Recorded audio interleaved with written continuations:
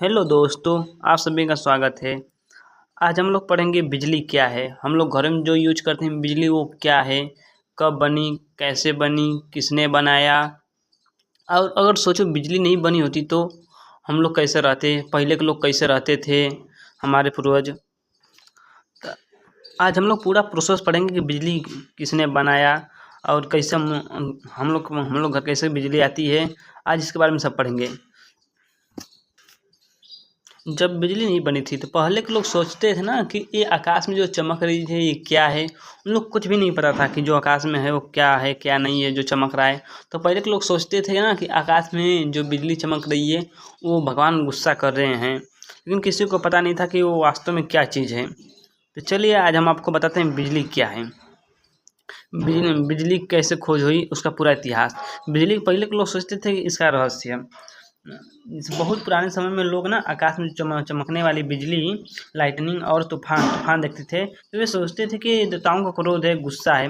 वे सोचते थे, लेकिन उस समय किसी को पता नहीं था, पहले किसी को पता नहीं था कि वो वास्तव में एक प्रकार की एनर्जी है। एनर्जी मतलब ऊर्जा है। हाँ, तो पहले किसी को पता नहीं था कि एनर्जी हम लोग कैसे यूज कर सकते हैं, इसके बारे में किसी को पता नहीं था। लगभग 600 ईसा पूर्व पूर्व मतलब पहले ग्रीक वैज्ञानिक थेलस ऑफ मिलेटस ने देखा कि जब एम्बर एम्बर मतलब पत्थर मान लो ना, एम्बर एक प्रकार का पत्थर को ऊन के कपड़े या रेशम के कपड़े से रगड़ा जाता है तो वह छोटे छोटे कागज या पंख को अपनी ओर खींचता है या आकर्षित करता है। यह स्टैटिक इलेक्ट्रिसिटी का पहला संकेत था। जब एक वैज्ञानिक ने थेलस ऑफ मिलेटस ने जब किसी पत्थर को रगड़ा उनके कपड़े पर या रेशम का कपड़े पर तो वो कागज को खींचने लगा। चलिए मैं आपको इसका एग्जांपल दिखाता हूँ कैसे उन्होंने किया। पहले हम लोग कागज़ को तोड़ तोड़ के छोटा छोटा बना लें तो हम लोग कागज़ को तोड़ तोड़ के छोटा छोटा टुकड़ा बना लें पहले। चलिए मैं आपको टुकड़ा बना के दिखाता हूँ, उसके बाद कैसे ये खोज किए ने वैज्ञानिक इसका। चलिए मैं पूरा कागज़ छोटा छोटा तोड़ लिया हूँ और इस पेन को मैं अपने सिर के बाल पर रगड़ता हूँ और इसके पास लाता हूँ, देखिए कैसे अपनी ओर आकर्षित होता है। तो मैं इस पेन को रगड़ लिया हूँ, अब कागज़ के पास लाता हूँ, ये देखिए किस प्रकार आकर्षित हो रही है। देखना ना, ये स्टैटिक इलेक्ट्रिसिटी है। जब वैज्ञानिक ने अपने पेन को या किसी चीज़ को रगड़ा उनके कपड़े पर या अपनी पेन को या आप अपने बाल पर रगड़ेंगे और उसके बाद कागज़ को पास में लाएंगे तो देखेंगे तो आकर्षित होगा। यही पहला संकेत था। इससे तो पता चल गया, लेकिन ये बिजली थी ना, स्टैटिक बिजली, इसको कहीं भेज नहीं सकते थे, तो इस बिजली को कहीं भेजा नहीं जा सकता था। इसके बाद 600 ईस्वी के बाद 1752 में बेंजामिन फ्रैंकलिन बेंजामिन फ्रैंकलिन वैज्ञानिक ने बिजली का असली में खोज किया। बिजली का है ये अमेरिका के वैज्ञानिक हैं। 15 जून 1752 ईस्वी में इन्होंने खोज की बिजली की। पहले वो सोचते थे क्या बादलों की बिजली वो एनर्जी है जो हम छोटे छोटे स्तर पैदा करते हैं। वो सोचते थे कि जो बादलों की बिजली है वो छोटे छोटे हम लोग जो पैदा करते हैं उसी का रूप है, मतलब उसी से ही बड़ा एनर्जी है। लेकिन उन्होंने बहुत बड़ा एक्सपेरिमेंट किया। आइए मैं उसी एक्सपेरिमेंट के बारे में आपको बताता हूँ उन्होंने कैसे बिजली खोजी। उन्होंने बारिश और बादलों के दिन में एक पतंग उड़ाई और जानते हो पतंग किससे उड़ाई? वेट हेम्प स्ट्रिंग से उड़ाई। चलो इसके बारे में थोड़ा सा मैं बता दे रहा हूँ, जो बिजली को ऊपर से नीचे तक पहुँचाने में मदद करता है। इसके बारे में अभी तो आगे आपको अब विस्तार से बताता हूँ क्या है। पहले बारिश में बादलों में के दिन पतंग उड़ाए, पतंग में एक लोहे की चाबी बांध दी। चलिए मैं आपको दिखाऊंगा कि कैसे किस प्रकार बांधा चाबी, मैं इसके बारे में और आगे दिखाऊंगा फोटो वोटो।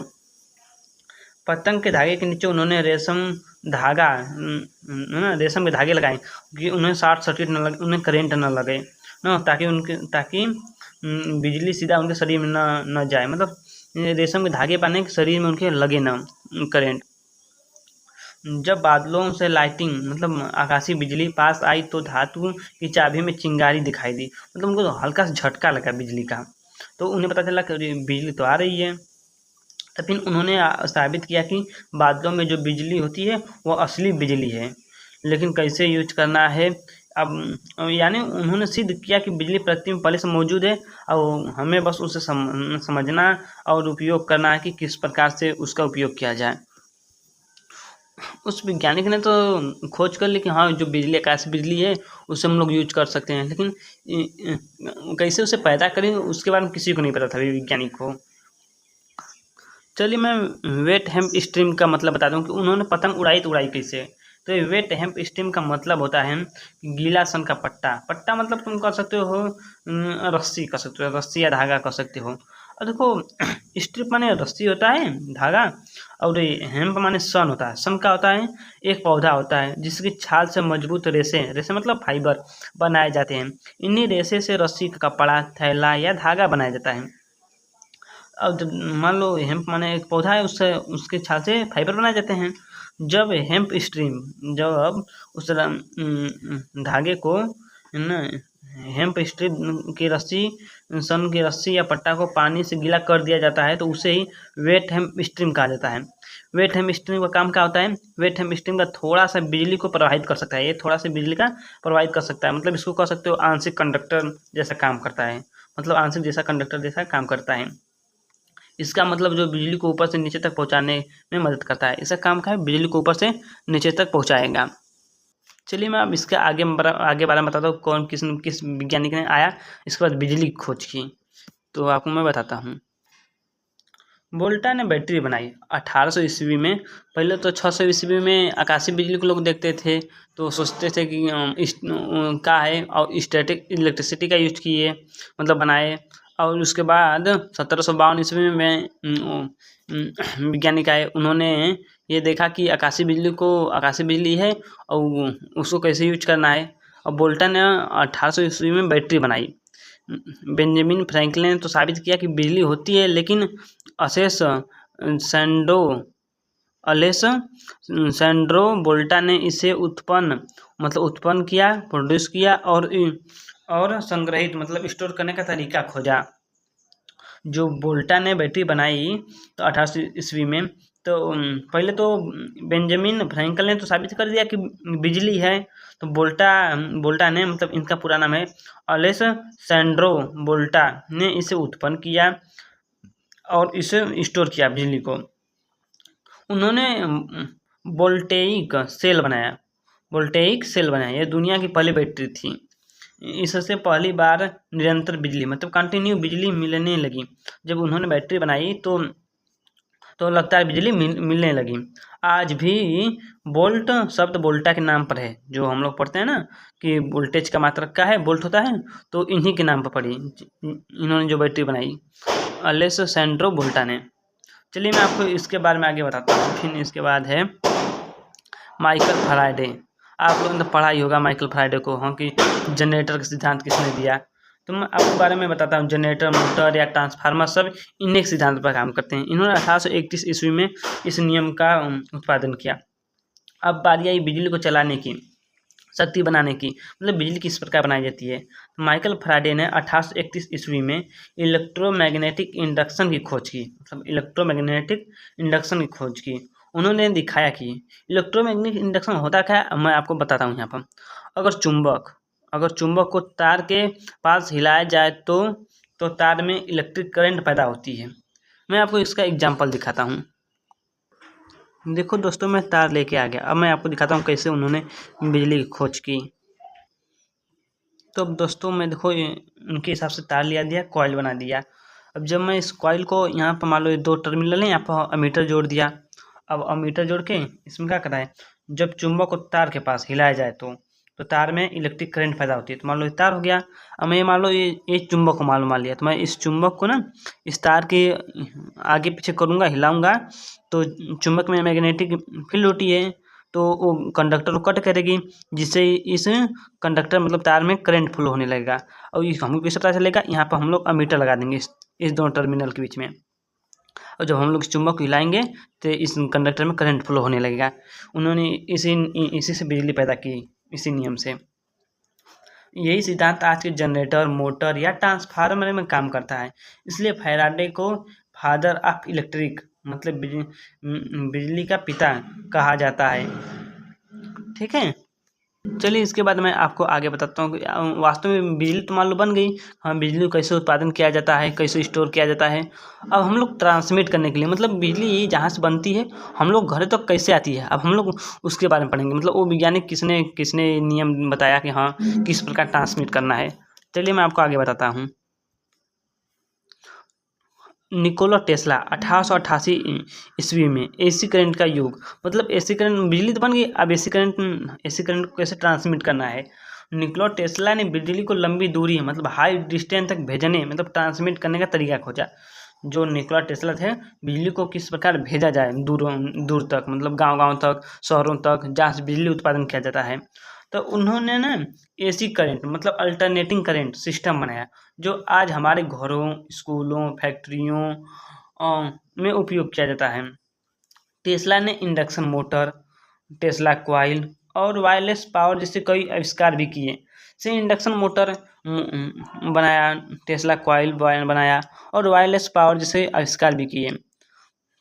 अब आगे मान लो बिजली तो बन गई, बिजली ट्रांसमिट हो गई, लेकिन हम लोग यूज कैसे करेंगे। उसके लिए थॉमस एडिसन ने डीसी सिस्टम बनाया और बल्ब बनाया। बल्ब जो बनाया कि एसी और डीसी दोनों पर काम करे। तो थॉमस एडिसन ने डीसी डायरेक्ट करंट सिस्टम बनाया।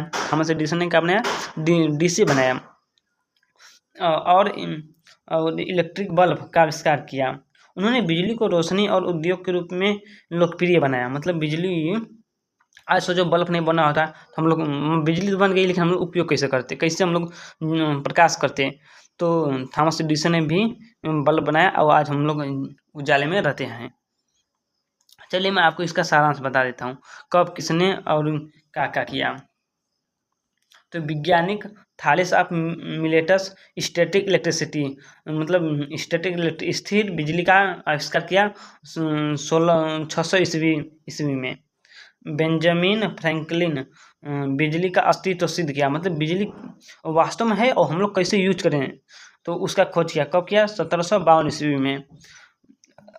अलेसैंड्रो बोल्टा ने पहली बैटरी बनाई 1800 ईस्वी में। उन्होंने मतलब बैटरी बनाई कि बिजली को स्टोर करने के लिए, हम लोग बिजली को स्टोर भी कर सकते हैं और जब आवश्यकता पड़े तो हम यूज भी कर सकते हैं। पहली बिजली बनाई थी, पहली बैटरी बनाई थी। माइकल फैराडे इलेक्ट्रोमैग्नेटिक इंडक्शन का सिद्धांत दिया। इलेक्ट्रोमैग्नेटिक इंडक्शन का सिद्धांत दिया। जनरेटर क्या होता है, एक प्रकार की मैकेनिकल एनर्जी को इलेक्ट्रिकल एनर्जी में चेंज करता है। तो उन्होंने यही नियम बताया कि हम लोग जनरेटर कैसे बना सकते हैं। आप सोचो पहले इन्होंने ये नियम माइकल फैराडे ने नहीं दिया था इलेक्ट्रोमैग्नेटिक इंडक्शन का, आज हम लोग बिजली नहीं बना पाते। तो उन्होंने 1831 ईस्वी में दिया था कि हाँ कि बिजली कैसे बनाई जाती है। बिजली तो बन गई, लेकिन उसे ट्रांसमिट करने के लिए निकोला टेस्ला ने एसी सिस्टम बनाया, इंडक्शन मोटर बनाया 1888 ईस्वी में। और थॉमस एडिसन ने डीसी करंट बनाया, इलेक्ट्रिक बल्ब बनाया 1879 ईस्वी में। अब मैं आपको पूरा इसका निष्कर्ष बता देता हूँ। बिजली खोज वास्तव में ना बेंजामिन फ्रैंकलिन ने की थी, लेकिन उसे विकसित, डेवलप और उपयोग रूप देने का काम बोल्टा। अब सोचो बोल्टा नहीं होते तो हम लोग कैसे स्टोर करते हैं, कैसे उपयोग करते हैं। फैराडे नहीं होती तो हम लोग बिजली कैसे बनाई जाती है। और टेस्ला नहीं होता तो हम लोग ट्रांसमिट कैसे करते हैं बिजली को। और एडिसन तो मान लो बल्ब बनाया, अब सोचो बल्ब नहीं बना होता तो हम लोग कैसे, सब चीज़ तो बन गई लेकिन हम लोग उपयोग कैसे करें। तो उन्होंने बल्ब बनाया। इसमें बिजली में सबकी भूमिका थी, सब वैज्ञानिकों ने। और सबसे पहले शुरुआत किसने की थी, बेंजामिन फ्रैंकलिन ने की थी। धन्यवाद दोस्तों, आपको कैसा वीडियो लगा बताइएगा कमेंट में। Thank you. और अच्छा लगे तो वीडियो को लाइक, सब्सक्राइब एंड शेयर भी कीजिएगा।